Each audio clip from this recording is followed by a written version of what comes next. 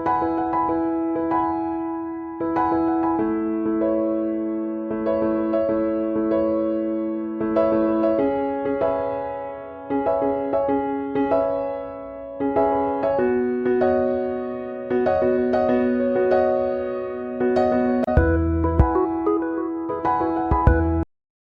friends, welcome to Vyaspeak.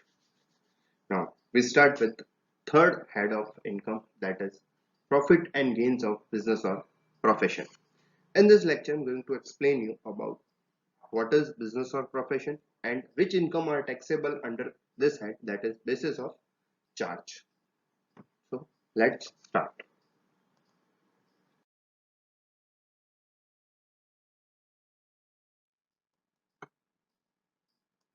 Now section 28 to 44D. Which sections? 28 to 44D. These sections are for head profit and gains from business or profession. There are so many sections under this head. Third heads of income, that is profit and gains from business and profession. Last two heads are income from salary and income from house property. पिछले जो heads थे मकान संपत्ति से आय और वेतन से आय, उससे थोड़ा हटके ये है profit and gains from business और प्रोफेशन, व्यापार अथवा पेशे से लाभ। इसके अंतर्गत जो हमारा सेक्शन अप्लाई होता है वो होता है 28 to 44 D of income tax act 1961। तो यहाँ इस टॉपिक में सबसे पहले हमें ये समझना है कि बिजनेस और प्रोफेशन होता क्या है। तो व्हाट इज बिजनेस और प्रोफेशन? तो सबसे पहले हम ये क्लियर करेंगे कि बिजनेस का मतलब क्या होता है और प्रोफेशन का मतलब क्या होता है।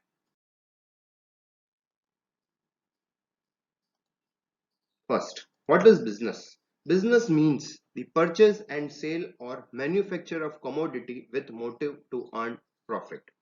सिंपल सा एक व्यवसाय और बिजनेस का मतलब ये होता है परचेज करना, सेल करना या किसी वस्तु का, कमोडिटी का मैन्युफैक्चर करना जिसका मोटिव, उद्देश्य लाभ कमाना होता है, उसे हम बिजनेस कहते हैं। इट इंक्लूड्स, इसमें क्या क्या इंक्लूड होता है? ट्रेड का मतलब परचेज एंड सेल, कोई आइटम आप परचेज करके लाते हो, कोई वस्तु आप खरीदते हो और उसको बेचते हो, उसे हम कहते हैं ट्रेड। कॉमर्स और मैन्युफैक्चर, कॉमर्स का मतलब भी परचेज करना और सेल करना होता है but in bulk amount, commerce means bulk amount. और मैन्युफैक्चर या निर्माण करना या कोई एडवेंचर और कंसर्न जिनका नेचर ट्रेड होता है, कॉमर्स होता है, वो भी एक बिजनेस में इंक्लूड होगा। अब जैसे ही बिजनेस का वर्ड आता है तो हमारा माइंड जाता है अकाउंटिंग की तरफ। अब अकाउंटिंग में बिजनेस का मतलब क्या होता है? It should be a continuous activity, it is permanent, बहुत सारे ट्रांजेक्शन होने चाहिए इसके अंदर, कंटिन्यूअस ट्रांजेक्शन होते रहने चाहिए, तो वो बिजनेस होता है going on concern of accounting. तो यहाँ पर income tax point of view से थोड़ा सा हटके मतलब होता है कि it is not necessary that there should be a series of transaction. ऐसा जरूरी नहीं है कि यहाँ पर बहुत सारे ट्रांजेक्शन हो रहे हैं तो ही वो बिजनेस है, नहीं। यहां अगर पूरे साल में एक ट्रांजैक्शन भी किया है तो भी वो बिजनेस माना जाएगा, बट वो ट्रांजैक्शन जो है that only transaction should be in the nature of trade and commerce means with the motive to earn profit. उस एक ट्रांजैक्शन का मोटिव जो है वो क्या होना चाहिए? प्रॉफिट अर्न करना होना चाहिए। So the profit of an isolated मतलब अलग थलग एक भी ट्रांजैक्शन होता है पूरे साल में और उसका नेचर जो होता है वो ट्रेड होता है, बिजनेस होता है, मतलब आपका मोटिव क्या है? प्रॉफिट अर्न करना है, समाज सेवा नहीं है। आपका मोटिव है प्रॉफिट अर्न करना, लाभ कमाना, तो वो बिजनेस में आएगा। तो it is the definition of business under section 213 of income tax act 1961 that business means purchase, sale, commerce and manufacture of a commodity with motive to earn profit. It's so simple. Now next is profession. Under section 236 explains the definition meaning of profession. First, an activity for earning livelihood which requires intellectual skill or manual skill, that is lawyer, doctor, engineer, auditor. Doctor है, अगर आप बीमार होते हो तो you have to go to doctor, घर बैठे इलाज नहीं हो सकता। अगर आपके ऊपर केस हो गया या आपको केस करना है तो आप खुद जाके केस नहीं कर सकते हो कोर्ट में, उसके लिए आपको किसकी जरूरत पड़ेगी? लॉयर की जरूरत पड़ेगी। अब वो लॉयर कैसे बनेगा, डॉक्टर कैसे बनेगा? विद एन इंटेलेक्चुअल स्किल्स और मैनुअल स्किल्स, मतलब उसके लिए उसको कुछ पढ़ाई करनी पड़ेगी, उसको उस चीज की डिग्री लेनी पड़ेगी। मैं बहुत अच्छा हूं बोलने में और सेंस ऑफ ह्यूमर बहुत अच्छा है, लेकिन आप केस नहीं लड़ सकते हो कोर्ट में। क्यों नहीं लड़ सकते हो कोर्ट के केस में? क्योंकि आपके पास वो डिग्री नहीं है। तो वो चीज इंटेलेक्चुअल स्किल और मैनुअल स्किल आपके पास होना बहुत जरूरी है टू बी अ प्रोफेशनल। तो ऐसी कोई भी एक्टिविटी जो जीवन व्यापन करने के लिए की जाती है उसे हम प्रोफेशन कहते हैं। दूसरा इसी के साथ आता है एक वोकेशन। वोकेशन का मतलब होता है कि सिर्फ ऐसी एक्टिविटीज करना जिसके लिए कोई आपको इंटेलेक्चुअल स्किल या किसी डिग्री की जरूरत नहीं होती है, जैसे डांसर है, म्यूजिशियन है, ठीक है ना, इंश्योरेंस एजेंसी है, ब्रोकर है, इनके लिए कोई डिग्री की जरूरत नहीं है। मुझे इंटरेस्ट है, टैलेंट है, मैं डांस कर रहा हूं, कमा रहा हूं, वो भी वोकेशन है। तो यहां पर दो चीजें हैं, एक तो है आपकी इंटेलेक्चुअल स्किल्स और मैनुअल स्किल्स, जिसमें आता है लॉयर, डॉक्टर, इंजीनियर और ऑडिटर। और सेम वोकेशन के अंदर अर्न लाइवलीहुड, वोकेशनल एक्टिविटीज, जिसमें आपको इन सब की चीजों की जरूरत नहीं है, किनकी? स्किल्स की और मैनुअल की जरूरत नहीं है। हमें सिर्फ इंटरेस्ट से या टैलेंट से हम कुछ अर्न कर रहे हैं, तो वो आता है वोकेशन में। तो income tax point of view से इन दोनों में कोई डिफरेंस नहीं है। No distinction between them for income tax purpose. चाहे वो इंटेलेक्चुअल स्किल हो, चाहे वो टैलेंट हो, इन दोनों को प्रोफेशन से ही जोड़ा जाता है in the purpose of income tax. तो these are the basic meaning of business and profession. इनसे जो भी आप कमाते हो वो इस हेड में टैक्सेबल होगा। अब वो क्या क्या कमाते हो और क्या क्या टैक्सेबल होगा वो अपन आगे चैप्टर में, आगे टॉपिक में देखेंगे। Now income chargeable to tax. तो अभी स्टार्टिंग में अपन ने पहले तो मीनिंग समझा कि what is business and profession. अब ऐसी कौन कौन सी इनकम है जो इस हेड में टैक्सेबल होगी, मतलब basis of charge under section 28। 28 charging section है for the income under business और प्रोफेशन। तो सबसे पहले कौन कौन सी इनकम आती है? But obvious, revenue profit from business और प्रोफेशन। रेवेन्यू मींस जो आप बिजनेस कर रहे हो, जो आप प्रोफेशन कर रहे हो, उससे जो आपको प्रॉफिट अर्न हो रहा है उसे हम रेवेन्यू प्रॉफिट करते हैं। मैं जैसे एक डॉक्टर है, डॉक्टर फीस लेता है, तो जो वो फीस है वो उसकी रेवेन्यू इनकम है, और उससे जो प्रॉफिट होगा वो रेवेन्यू प्रॉफिट होगा। तो सबसे पहला आपको ध्यान रखना है रेवेन्यू प्रॉफिट फ्रॉम बिजनेस और profession. Second, any compensation due to और रिसीव्ड फॉर। कोई भी कंपेंसेशन जो रिसीव होता है या तो किसी टर्मिनेशन का या किसी कैंसिलेशन का। अब टर्मिनेशन का क्या क्या? सबसे पहला, ऑफ कंपनीज मैनेजमेंट और ऑफिस और modification of the terms and condition related thereto. आपने किसी भी कंपनी का मैनेजमेंट है, कोई ऑफिस है, या उनके अंदर जो टर्म्स एंड कंडीशन है उसमें मॉडिफिकेशन हुआ और उसके बदले आपको कंपेंसेशन मिला। कंपनी का मैनेजमेंट चल रहा था, ऑफिस था, उसको टर्मिनेट कर दिया गया और उस टर्मिनेट की वजह से जो लॉस हुआ उसका कंपेंसेशन मिला, तो वो बिजनेस और टैक्सेबल के बिजनेस और प्रोफेशन के हेड में टैक्सेबल होगा। तो पहला जो टर्मिनेट कंपेंसेशन मिला वो किस पे मिला? कंपनी मैनेजमेंट और ऑफिस और modification of terms and condition related to there to.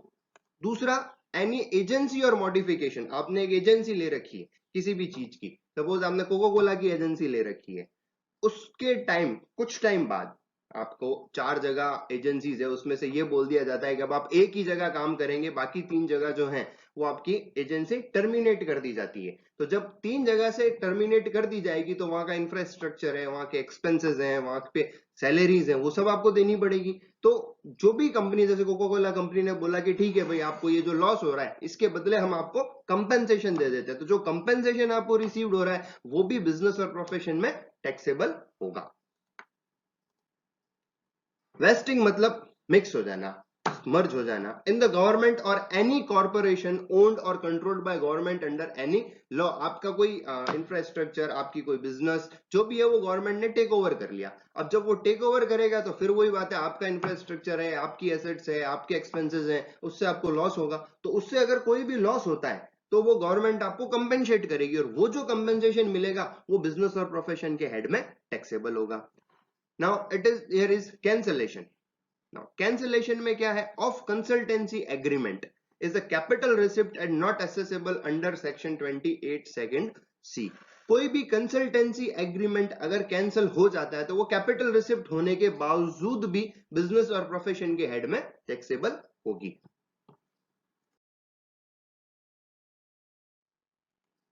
Next, income of trade association. किसी भी ट्रेड एसोसिएशन की अगर इनकम है तो वो उसकी बिजनेस और प्रोफेशन के हेड में टैक्सेबल होगा। अब ट्रेड एसोसिएशन का मतलब क्या है, बहुत सारे बिजनेसमैन मिलकर एक एसोसिएशन बना लेते हैं ताकि उनके इंटरेस्ट का प्रोटेक्शन हो सके, एडवांसमेंट हो सके, जैसे chamber of commerce. But not apply for social association. जैसे सोशल एसोसिएशन है, कोई क्लब बना दिया, कोई मोहल्ले की आपने समिति बना ली, तो वो इसमें ट्रेड एसोसिएशन में इंक्लूड नहीं होगा। ट्रेड एसोसिएशन में सिर्फ वो एसोसिएशन इंक्लूड होगी जो बिजनेसमैन ने बनाई है और फॉर दी बिजनेस पर्पस के लिए है। उसकी अगर कोई इनकम होती है तो वो इस हेड में टैक्सेबल होगी। Receipt in connection with foreign trade. अगर फॉरेन ट्रेड से रिलेटेड कुछ रिसिप्ट्स हैं, जैसे सबसे पहले profit on sale of licence granted under import control order. आपके पास एक लाइसेंस है, वो आपने सेल कर दिया, उसके ऊपर आपको प्रॉफिट हुआ, वो बिजनेस और प्रोफेशन में आएगा। कैश असिस्टेंट रिसीव्ड और receivable against exports under any scheme of government of India. किसी भी गवर्नमेंट ऑफ इंडिया के से आपको कैश असिस्टेंट मिलती है एक्सपोर्ट के लिए, तो वो भी बिजनेस और प्रोफेशन में टैक्सेबल होगी। रीपेमेंट होता है कस्टम और एक्साइज ड्यूटी का। ड्यूटी एंटाइटलमेंट पासबुक स्कीम के अंदर जो भी प्रॉफिट होगा ट्रांसफर पे, वो भी टैक्सेबल होगा इस हेड में। और ड्यूटी रिप्लेनिशमेंट सर्टिफिकेट से जो भी आपको ट्रांसफर करने से प्रॉफिट मिलेगा, वो भी इसी हेड में टैक्सेबल होगा। No value of any benefits or perquisite. अब यहाँ बेनिफिट और परक्यूजिट से सीधा याद आता है, अरे यार ये तो सैलरी का है, लेकिन नहीं, यहाँ सैलरी से मतलब नहीं है। यहाँ पर से मतलब है कि अगर किसी भी पर्सन को कोई बेनिफिट या परक्यूजिट मिलता है, चाहे वो कैश में कन्वर्ट हो सके चाहे नहीं हो सके, तो भी वो बिजनेस और प्रोफेशन के हेड में टैक्सेबल होगा, वो अगर बिजनेस और प्रोफेशन से रिलेटेड है। फॉर एग्जाम्पल, एक डॉक्टर है जो एक हॉस्पिटल में अपनी सर्विसेज देता है, उसके बदले उसको एक एकोमोडेशन मिला, फ्री एकोमोडेशन, तब वो वहां जॉब तो कर नहीं रहा है, तो वो जो एकोमोडेशन उसको मिला है वो उसकी सैलरी के हेड में टैक्सेबल तो होगा नहीं, तो वो कहां टैक्सेबल होगा, बिजनेस और प्रोफेशन में, क्योंकि वो उसके प्रोफेशन के अगेंस्ट में उसको मिला है। अगर डॉक्टर वहां पर जॉब करता है then it will be taxable under the head salary, तो वो उसके वेतन के हेड में टैक्सेबल होगा। लेकिन क्योंकि वो अपने सिर्फ सर्विसेज दे रहा है वहां पर और वो उसका प्रोफेशन है, तो उसके बदले आपको जो एकोमोडेशन मिल रहा है वो बिजनेस और प्रोफेशन के हेड में टैक्सेबल होगा। Receipt of a partner from the firm. कोई भी पार्टनर को अगर कोई बोनस, इंटरेस्ट, रेम्यूनरेशन मिलता है और वो इनकम टैक्स एक्ट के अकॉर्डिंग अलाउएबल एक्सपेंसेस है फर्म के लिए, तो वो बिजनेस और प्रोफेशन में टैक्सेबल होगा। Interest on securities. अगर एक पर्सन का है, उसका काम ही यही है कि वो इन्वेस्ट करता है और उससे जो इंटरेस्ट अर्न होता है वो उससे चलता है, तो बिजनेस है उसका, तो उसकी इनकम बिजनेस और प्रोफेशन में होगी। लेकिन अगर वो कभी कभार इन्वेस्टमेंट करता है और उसका इंटरेस्ट, वो इन्वेस्टमेंट करना बिजनेस नहीं है, then it will be taxable under the head income from other sources. Any sum received under key man insurance policy. Now this word is important. Key man. की man मतलब employer के लिए की person, जो सबसे की पर्सन है उसके लिए एम्प्लॉयर क्या करता है, एक पॉलिसी लेता है, उसका प्रीमियम भी एम्प्लॉयर ही पे करता है, तो और उससे जो भी बेनिफिट होगा वो एम्प्लॉयर को ही मिलेगा। Key man insurance can be defined as an insurance policy taken as well as the premium paid by the employer. कौन पे कर रहा है, एम्प्लॉयर पे कर रहा है प्रीमियम, और कराई किसकी है, उस एम्प्लॉय की जो कि की एम्प्लॉय है। लेकिन कभी भी अगर उससे कोई बेनिफिट रिसीव होता है तो वो एम्प्लॉयर को रिसीव होगा और वो एम्प्लॉयर के लिए यहां पर बिजनेस और प्रोफेशन में टैक्सेबल माना जाएगा। Now, any sum received or receivable in cash or kind under the agreement. अगर किसी भी एग्रीमेंट किया है, मिलने वाला है कैश या मिल गया है, तो एग्रीमेंट, वो एग्रीमेंट किस चीज का? सबसे पहला, not carrying out any activity in relation to any business और प्रोफेशन, कोई भी व्यापार अथवा पेशा नहीं करने के बदले किसी ने आपको कैश दिया है। एग्रीमेंट किया कि भाई ये बिजनेस मैं नहीं करूंगा। सपोज एक एजुकेशन इंस्टीट्यूट है, पास में एक और आ गया और उसने कहा मैं भी एजुकेशन इंस्टीट्यूट यहाँ खोलूंगा। ए का था, बी और आ गया, तो ए ने बी को बोला कि नहीं भाई यहाँ आप नहीं कर सकते हो, तो वो कहा नहीं मैं तो करूंगा, कि ये लो आप कैश, ये 1 लाख रुपए, 2 लाख रुपए, 10 लाख रुपए लो और यहां से चले जाओ। तो वो नहीं करने का जो उसने पैसा लिया है, कैश लिया है, वो बिजनेस और प्रोफेशन के हेड में टैक्सेबल होगा। सेम वे अगर वो कॉपीराइट है, ट्रेडमार्क है, लाइसेंस है, पेटेंट है, टेक्निकल नो हाउ है और वो सिमिलर नेचर का और ट्रांसफर नहीं करता है, किसी को नहीं देता है और उसके बदले उसको कैश मिलता है, तो भी वो इस हेड में टैक्सेबल माना जाएगा।